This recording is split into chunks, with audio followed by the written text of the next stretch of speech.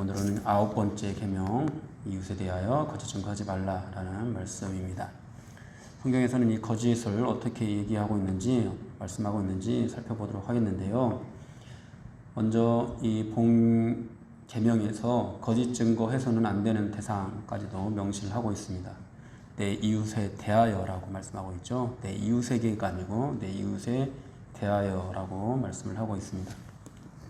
이것은 법정적인 용어입니다.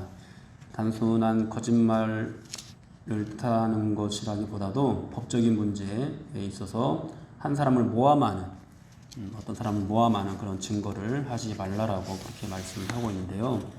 성경에서 등장하는 대표적인 위증 사건은 나봇의 포도원 사건입니다.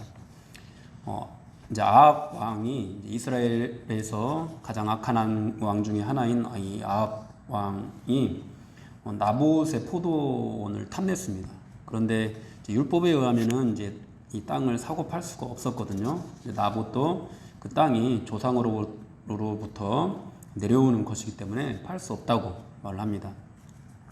그러니까 이 아합 왕이 그 밭이 너무나도 탐이 나서 그랬는지, 아니면 이 왕의 요구를 거절한 이 나봇이 괘씸해서 그랬는지 알아서 눕게 됩니다.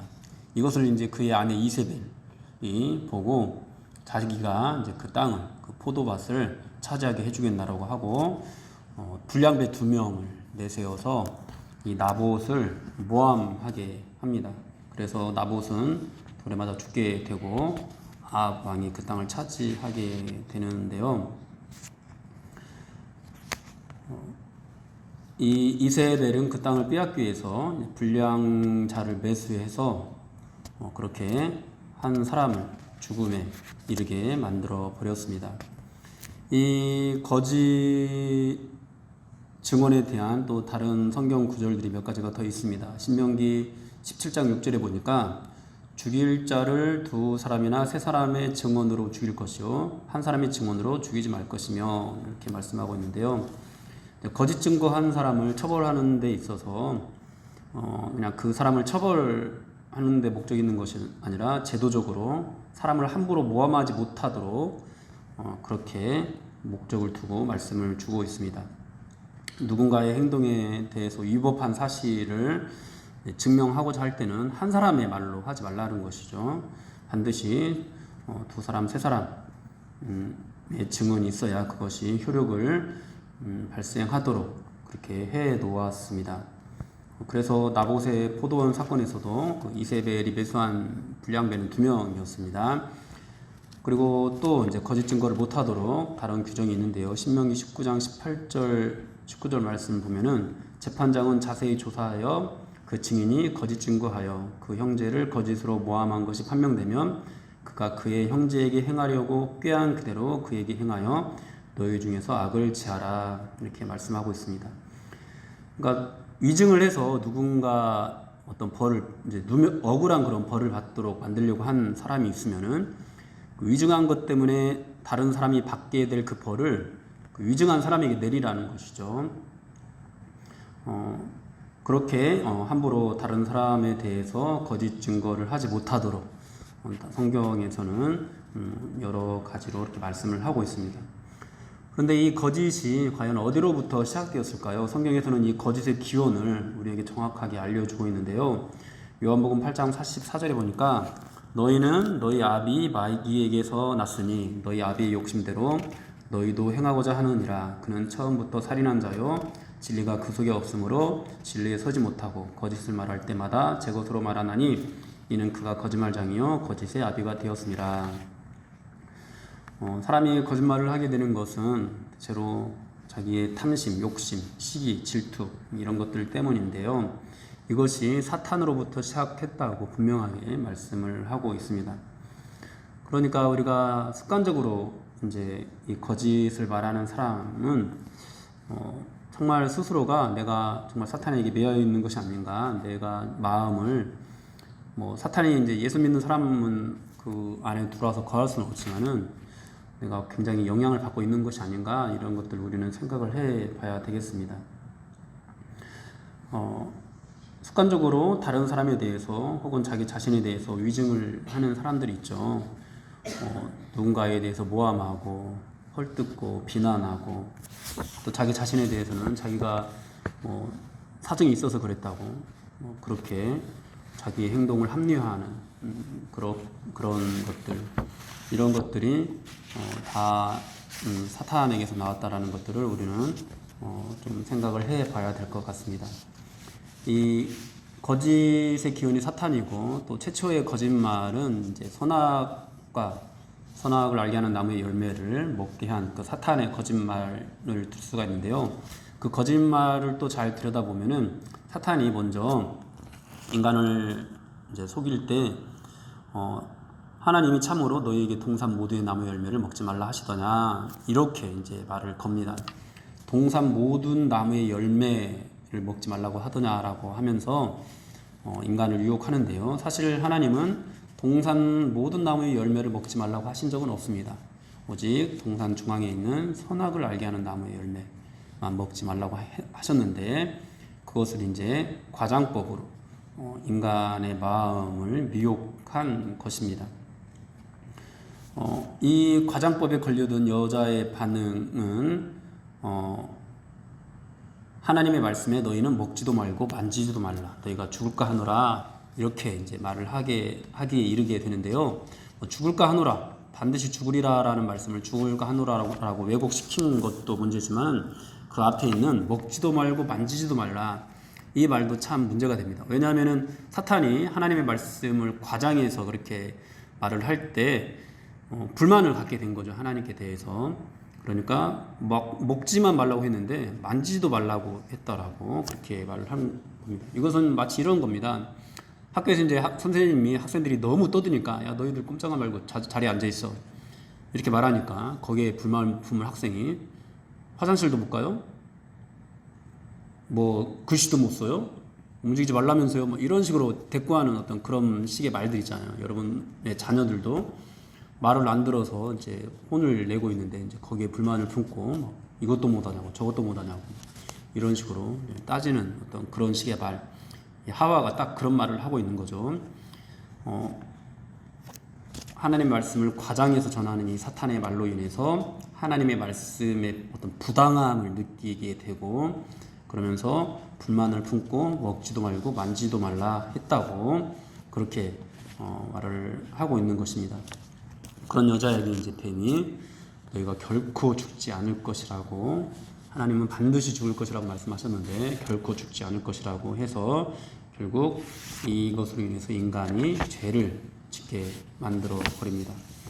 하나님께서는 인간이 영원히 행복한 삶을 살게 하기 위해서 하나님의 이 말씀을 주신 것이었는데, 이 말씀에 대해서 인간을 행복하게 하기 위한 이 말씀에 불만을 품게 만들어서 죄를 짓게 만든 것이죠.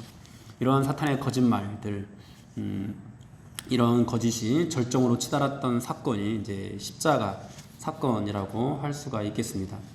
예수님께서 십자가에 죽기까지 모든 과정은 다 거짓이었습니다. 성경대로 이 땅에 오신 예수님께서 성경대로 살아가시니까 성경대로 살지 않는 유대인들, 바리새인들이 불만을 갖게 되었고, 그 불만으로 마치 하와가 하나님의 말씀에 대해서 왜곡했던 것처럼 하나님의 말씀을 왜곡해서 그렇게 백성들을 선동하고 예수님을 십자가에 못 박아 버렸습니다. 그런데 예수님은 이제 이 최초의 인간으로부터 시작된 이 거짓, 유혹에 넘어간 그 죄악을 그대로 다 받아내시고 그 불법과 거짓을 모두 뒤집어 쓰시고 십자가에 죽으셨습니다.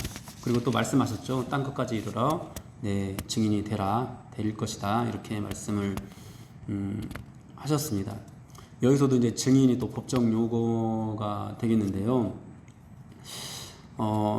우리는 이 거짓에 대해서 그냥 단순히 어떤 사실과 다른 것으로만 생각을 하는데, 사실 성경은 사실과 다른 것을 말했다고 해서 그것 자체를 죄라고 말씀하고 있지는 않습니다. 대표적인 사건이 이제 기생 라합의 정탐꾼을 숨겨준 거짓말이 있고요. 또 모세가 태어났던 시대에 히브리 산파의 거짓말, 이런 것들이 그것입니다. 이것들 모두 이제 하나님의 사람들을 살려주는 이제 생명을 위한 그런 거짓말, 뭐 선한 거짓말이라고도 할 수가 있고요. 성경에서는 이들의 거짓말에 대해서 기생 라합의 행동에 대해서는 믿음이라고 평가를 내렸고요. 또 이 히브리 산파들에 대해서는 하나님께서 그 산파들에게 은혜를 베푸셨다, 또 이렇게 말씀을 하고 있습니다.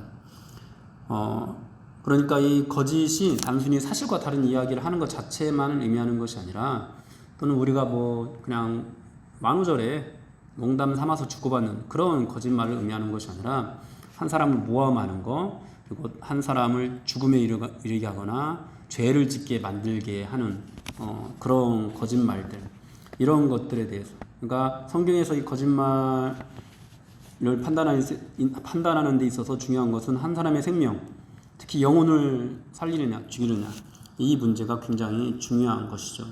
사람이 영혼을 죽이고 병들게 하고 하는 그런 거짓말이 죄가 되는 것입니다.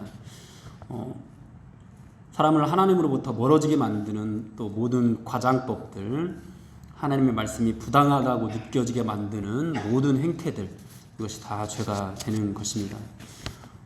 그리고 또 뿐만 아니라 단순히 다른 사람에 대해서 거짓 증거하는 것도 죄라고 말씀을 하고 있는데, 아까 제가 증인도 법정 용어라고 했는데요. 증인이 되지 않는 것, 마땅히 해야 될 그런 증인이 되지 않는 것도 죄라고 또 말씀을 하고 있습니다. 레위기 5장 1절 말씀을 보니까, 만일 누구든지 저주하는 소리를 듣고서도 증인이 되어 그가 본 것이나 알고 있는 것을 알리지 아니하며 그는 자기의 죄를 져야 할 것이요 그 허물이 그에게로 돌아갈 것이며, 이렇게 말씀을 하고 있습니다. 그러니까 누군가 억울한 일을 당했는데 그것에 대해서 증인이 되어야 되는데, 자기가 본 것, 들은 것, 이것을 말하지 않으면 그 사람도 이제 죄를 짓는 것이라는 거죠. 그러니까 단순히 어떤 사람에 대해서 거짓 증거한 것만 죄가 되는 거짓말이 아니라, 내가 이 사람에 대해서 알고 있는 사실을 알리지 않을 때도 그것도 죄가 된다라고 말씀을 하고 있습니다. 지금 인류는 이제 거짓에 속아서 불법 속에서 살아가고 있는데요. 가짜 행복을 쫓아서 다니면서 그것이 옳다라고 말을 합니다. 하나님께서는 죄인들을 위해서 예수님을 보내주셨고, 예수님께서 우리 죄를 대신해서 십자가에 죽으시고 부활하셨는데, 그리고 예수님만이 참 길이고 참 소망이고 유일한 구원자라고 그렇게 말씀을 하고 있는데, 세상은 계속 거기에 대해서 죽지 않아 라고 말을 합니다. 걱정하지 마, 돈이 중요해, 착한 일을 하면서 살면 되지, 예수님만 참신이냐, 이런 식의 거짓말을 하고 있습니다. 그리고 그 거짓말에 대해서 또 예수를 믿는 사람들이 적극적으로 하나님의 말씀을 전하지 않는 것, 여러분 이것도 성경에서 말씀하는 거짓 증거에 해당한다라는 것을 우리는 기억을 해야 되겠습니다. 그래서 또 에스겔 말씀에서는 이렇게 말씀합니다. 가령 내가 악인에게 말하기를 너는 꼭 죽으리라 할 때에 네가 깨우치지 아니하거나 말로 악인에게 일러서 그의 악한 길을 떠나 생명을 구원하게 하지 아니하면 그 악인은 그의 죄악 중에서 죽으려니와 내가 그의 핏값을 네 손에서 찾을 것이고, 네가 악인을 깨우치되 그가 그의 악한 마음과 악한 행위에서 돌이키지 아니하면 그는 그의 죄악 중에서 죽으려니와 너는 내 생명을 보존하리라. 어떤 악한 사람이 있어서 그 사람을 깨우치게 하는 말을 하지 않았을 때 그 사람이 그 죄악 중에서 죽게 되면은 그 책임을 깨우치는 말을 하지 않은 사람에게 또 묻겠다라는 거예요. 그런데 만일 그냥 깨우치는 말을 했는데 그 사람이 그 말을 듣지 않고 그 죄악 중에서 또 여전히 또 죄악 중에서 죽으면은 그때는 우리에게 책임을 지우지 않겠다라는 거죠. 그러니까 우리가 복음을 전하는 데 있어서도, 복음을 증거하는 데 있어서도 어떤 사람에게 우리가 복음을 증거하지 않으면은, 그리고 증거하지 않았을 때 그 사람이 구원받지 못한 상태에서 죽으면은 하나님께서는 우리가 증인되지 못한 것에 대한 죄값을 물으시겠다고 하시는 겁니다. 다만 우리가 복음을 증거했을 때 그 사람이 복음을 받아들이지 않고 그냥 그대로 죽게 되면은 그때는 이제 죄값을 묻지 않겠다라고 말씀을 하시는 거죠. 사랑하는 여러분, 결국 하나님께서 말하는 이 거짓 증거는 우리가 적극적으로 누군가에 대해서 거짓으로 말해서 모함하거나 또 누군가를 죄를 짓도록 만들거나 하나님의 말씀에 불만을 품게 해서 하나님으로부터 멀어지게 만들거나 이런 것들만 포함하는 것이 아니라 우리가 예수 그리스도의 증인으로서 하나님의 이 말씀, 예수님이 우리의 구원자가 되신다라는 이 사실을 증거하지 않는 것도 똑같이 그 거짓 증거하는 것으로 우리에게 말씀을 주고 있습니다. 그렇다면 우리는 거짓을 말하는 사람입니까? 아니면 참을 말하는 사람입니까? 그러나 여러분은 증인이 되는 그런 삶을 온전히 살고 있으니까 우리는 오늘 이 말씀 앞에서도 나는 거짓말 하지 않아 라는 그런 당당함보다도 정말 내가 하나님의 말씀 앞에서 정말 부끄러운 사람이구나, 나는 정말 자격 없는 사람이구나 라는 것들을 다시 한번 깨닫고 이 말씀을 통해서 다시 한번 예수 그리스도를 의지해서 오늘도 이웃에 대하여 거짓 증거하지 않을 수 있도록 더 나아가서 내가 예수 그리스도의 증인으로서의 삶을 정말 온전하게 살아갈 수 있도록 해달라고 주님을 의지하고 그렇게 마음에 간절히 소원하는 마음을 가지고 기도하면서 오늘 하루도 그렇게 나아갈 수 있어야 되겠습니다. 이 땅을 살아가면서 이웃에 대하여 거짓 증거하지 않는 저와 여러분들이 되기를 주님의 이름으로 축원합니다. 주님 감사합니다.